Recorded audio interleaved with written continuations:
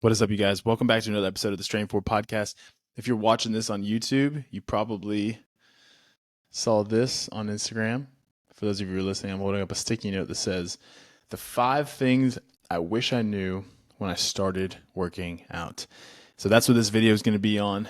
My name is Kyle Bernier. Thank you guys for tuning in and listening or watching if you are watching on YouTube. This is going to be a video recapping 5 things. It's not exhaustive, but these are 5 things that came to my mind that I wish I knew when I first started in this whole fitness thing. So I'm going to talk you through them. I'm going to elaborate on them, and I'm going to give you some insights that I think will be really helpful for you out there. If you're a newbie, this would be super helpful. But if you are an experienced veteran athlete, this will even be a great reminder. It's a great reminder for me. These are things that still hold true to me as someone who is competitive in the sport of CrossFit, competitive in the sport of high rocks, trains all the time. I mean, doing minimum one workout, sometimes 2 workouts a day, and training really, really, really hard. These still apply to me. So, without further ado, let's step into it. The first one, Rome wasn't built in a day.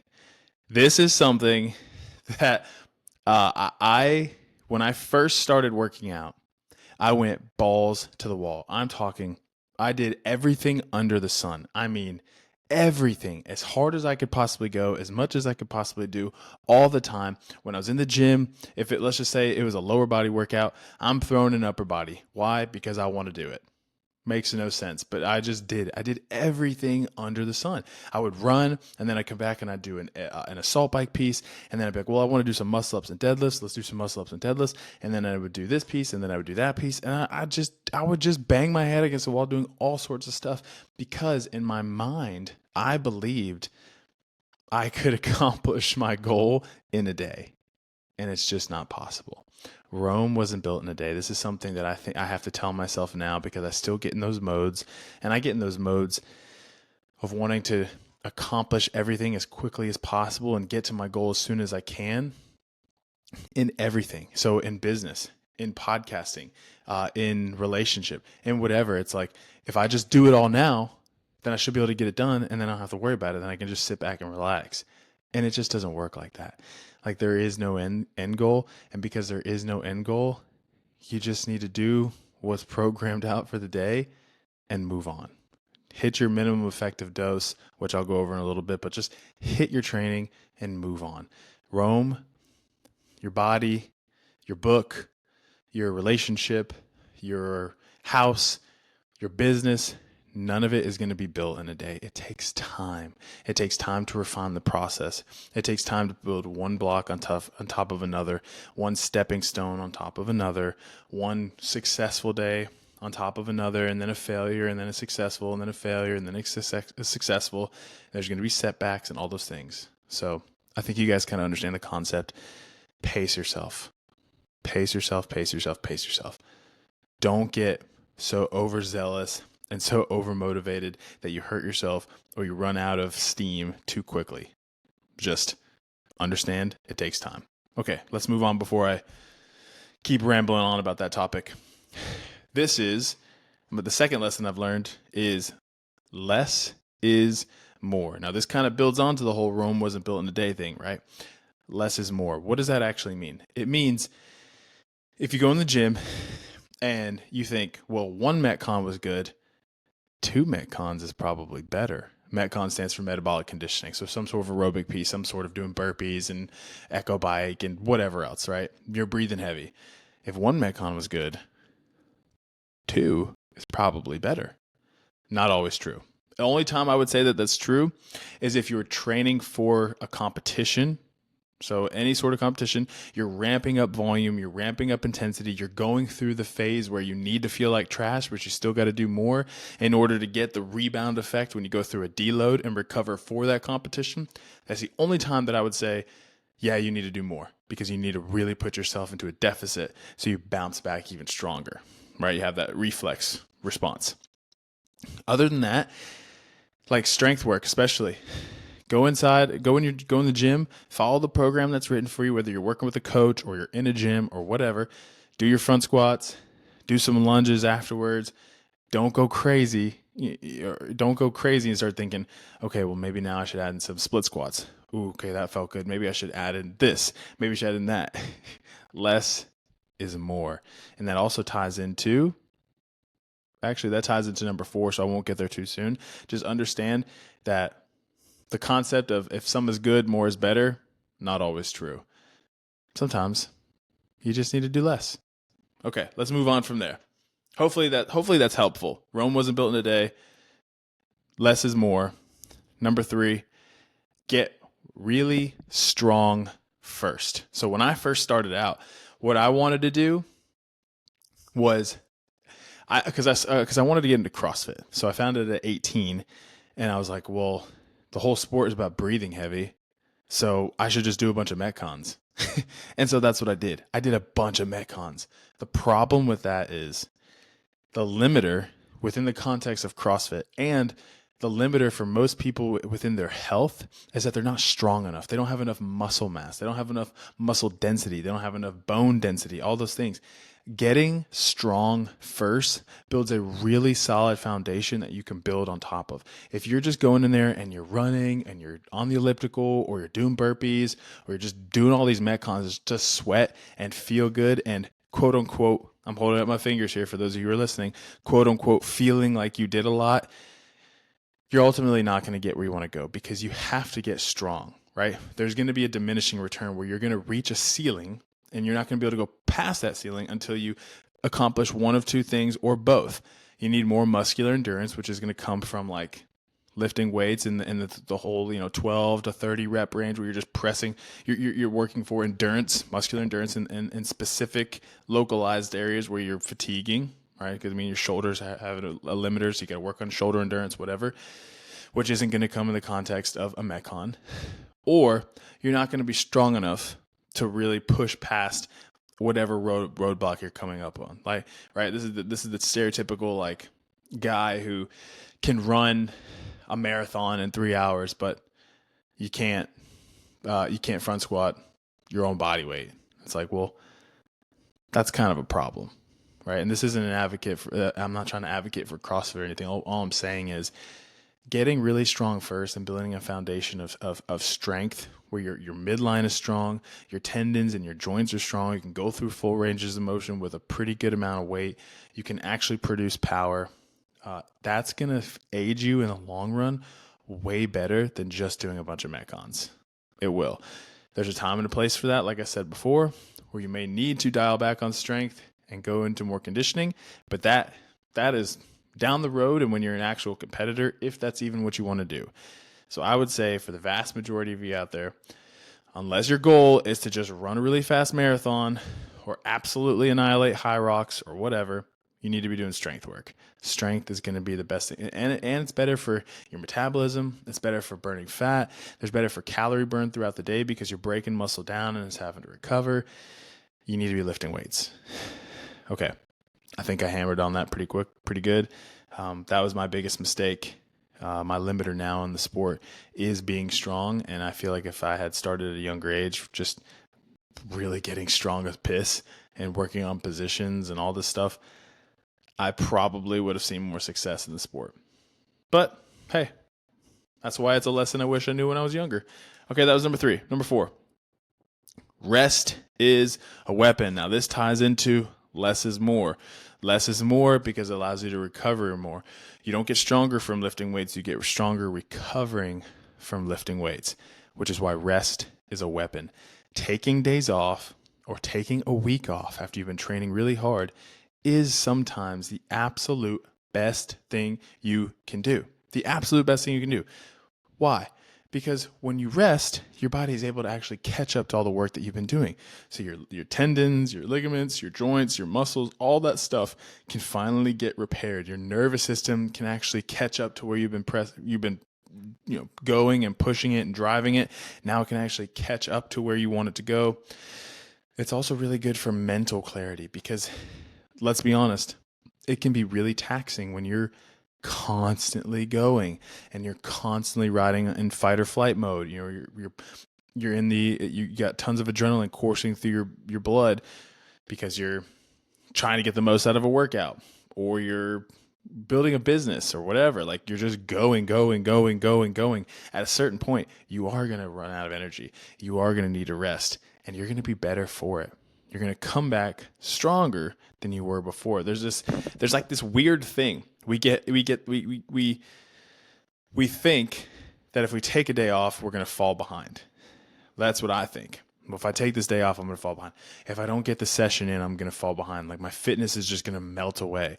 My ability, my business is just going to melt away if for one day I don't make a post. Like, is a lie, right? And it's ego. It's ego driven. We think we should be able to do X, Y, and Z when in reality we're human and we need to rest. God rested on the seventh day. 6 days of work, rested on the seventh, right? He calls us to rest. That's why we have to sleep. It's like a constant reminder, a constant humbling of our own. It's a reminder of our inadequacy of like, well, I can only go for 16 hours and then I'm gonna need to rest. Some of you out there might be going on 5 hours of sleep, but you ain't crushing it. You might think you are, but you're not. You're making mistakes. You're not as productive or creative as you could be. All those things. Now, your nervous system is fried. Your hormones are probably all out of whack. Like you have to rest. You have to sleep. Rest is a weapon. Take days off. There was actually a client of mine, Tammy. She was going. Then she joined into my program and she was going. And I realized, I was like, you're not seeing results. And it's not because you're not trying hard. It's not because the programming's bad. It's not because your nutrition is bad. It's because your body is in fight mode and it's freaking out. You need to like take a week off and just go for a walk every day. Just go for a walk, get some sunshine, breathe, rest. And when she did that, she came back, she felt 100 times better and actually began to see some pretty solid results. So know that. And actually here, I'm gonna harp on this a little bit further, okay? I hope I'm not annoying you guys with just talking so much.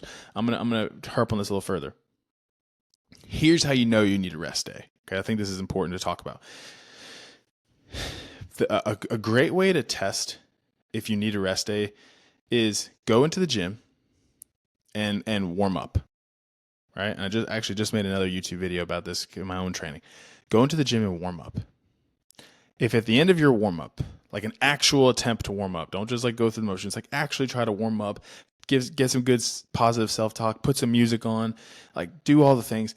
If at the end of a warm up, 10 minutes, whatever, you still feel like crap, you still feel like not being there, your body isn't warming up, like maybe you get some tweaks going on and things just aren't loosening up, everything feels really heavy, you're just not getting into that training mode, take the day off. That's a telltale sign you need to rest, okay? A few other signs, are you getting really irritable, right? You're getting really annoyed with people and sort of fed up and frustrated and you're just on edge, you probably need to rest. Are you sleeping good at night, or when you go to bed, are you feeling like all tense and like you just cannot get into a relaxed state? You probably need to take some time off and let the tension in the nervous system come down so that way you can actually get some sleep and some rest. Are you not hungry? This is another one. Or have you lost your hunger? That's a huge one. If you're not happy, hungry, or horny, and yes, I did just say horny. If those three things are not existing at the same time, you're most likely overtrained, under-recovered, you're overreaching, and you need to take some time off. Okay? Rest is a weapon. Take a week off, go for walks, get outside of nature, go sleep a little bit more than usual, eat a little bit more than usual, unless you're like severely overweight, then I would say don't do that. Just like stay maintenance level, right? I hope that's helpful. Let's move on. That was number 4. So to recap real quick, Rome wasn't built in a day. Less is more, which means training wise, do less training sometimes to reach your results. Get really strong first. Weightlifting and getting strong is going to always be the best. Rest is a weapon. Number 5, injury is a gift. What the heck are you talking about, Kyle? How the hell could injury be a gift? This isn't pertaining to like, the really, really cool stories where you see someone who gets paralyzed and turns it into the best thing that ever happened to him. Like it can be that, like that injury can be a gift, but I'm not really talking about that. I'm talking about the other stupid nagging injuries where like you're working out and all of a sudden you get like a little you got a little tendonitis and you can't do something, or you're working out and you kind of slip a disc and all of a sudden you're like, okay, my back is screwed up, like that kind of stuff. I'm not talking about the major ones that become like life altering, changing, although that could fit into this category. I'm talking about just the smaller ones that are nagging, that just really annoy you and they're frustrating. How the heck could that be a gift? Here's why. Number one, it does reshape your perspective, right? You remember you're human and that you have inadequacies and that you can't skip warm-ups and that you have to actually work to earn the right to train. You don't just get to go in the gym and do cool stuff if you're not putting in the work to actually be able to do that. So it reminds you of, all right, I gotta slow my roll here. It also teaches you how to move better, right? The pain is telling you something. The injury is telling you something. I'll give you guys an example. I tweaked my back years ago. I was deadlifting, of course, right? This is stereotypical. Deadlifting is not bad for you, so let me just say that right now. But what happened was I was deadlifting from the blocks, and then I decided to go way heavier and from a deeper deficit without prepping for a deeper deficit, and I drove right into it, and my body just wasn't ready. And it was like there's a little tweak. What came from that though, it actually fixed my squat. As crazy as that sounds, what I noticed was I couldn't do an air squat unless I stayed perfectly neutral in my spine. I turned my toes out a little bit. I was bracing in my midline. I was engaging my hip flexors. I couldn't squat unless I was doing those things. Well, what does that mean? That's where I need to be squatting, right? And now I am an advocate for having movement freedom where like you can kind of step out of position and be okay. That's a part of being resilient because we're not always going to be in perfect positions. That's a different topic for a different day. But the point is, this taught me how to move better. So same for you. You might have something going on in your elbow, your knee, your wrist, your hip, your hamstring, whatever. It's telling you something. There's either a weakness, there's an imbalance, there's tension. It could be psychosomatic where you're just carrying around a lot of stress in your brain and you need to like decompress. It could be it could go even deeper than that where you got some sort of like relational turmoil you need to work through and it's manifesting physically in your body. It could be you've been neglecting certain movement and so maybe you don't have any thoracic rotation and so it's messing up your shoulders. Like it could be a plethora of things. It'd be impossible for me to like go through every possible situation that you could be experiencing in this. The point is, look at it as exploration. Okay, I'm injured. This is frustrating. It sucks. What can I learn from this? Start asking questions. Do research on YouTube. Try moving differently throughout the movement, right? Like if you can't bench press, let's just say on any given day you can go there and bench press 225, right? Well, now you got an elbow tweak. You can't bench more than 95 pounds. That's fine. Go down to 65 pounds and just practice moving a little bit differently. Or go until you feel just a little bit of pain and then play around with, okay, do I need to go a little wider? Should I be more neutral? What should I do with my shoulders? Just play around with it because you might discover, oh, when I move here, I actually don't feel pain. And it seems like a better position. Let me play around with it. See what I'm saying? Gift is an injury. It teaches you about your body. I thought when I got injured, I was like, well, this sucks. It's all over. I guess I'll just wait for it to heal instead of like taking a proactive approach to it of thinking, okay, I can learn something from this. And it might take you a long time to figure out what that thing is. You might have to do a ton of research. But the point is, look at it like a gift. Okay, those were the 5. Rome wasn't built in a day. Less is more. I'm going back through my sticky notes because I kind of forget. Get really strong first. Rest is a weapon. Injury is a gift. You guys, I hope this was helpful. These are 5 things I wish I knew when I first started. Knowing these now, it is very, very helpful for me, and it helps me stay consistent. It helps me have a great perspective on training and working out. I think this will be really good for you. Pace yourself. Pace yourself, pace yourself, pace yourself. Play the long game. Be consistent. Just get in the gym, learn about your body, become the person that goes to the gym and trains hard. Just become that person. That ultimately is what's going to lead to you developing the character that you want within yourself, because learning that delayed gratification and learning all of these things, it applies to every other area of life. I promise you it does. Okay. That was the video. That was the podcast. Thank you guys for listening, watching. I hope it was helpful. Drop me a comment on here if you have any thoughts on it. Reach out on Instagram. Tell me what you guys thought about this, if it was helpful. I love you guys. Until next time. Also, yeah, leave a comment. Let me know another topic you'd like for me to talk about, because I just come up with these off the top of my head. So if you have something you'd love for me to cover, let me know. I would be more than happy to do that. Anyways, love you guys. Keep moving forward.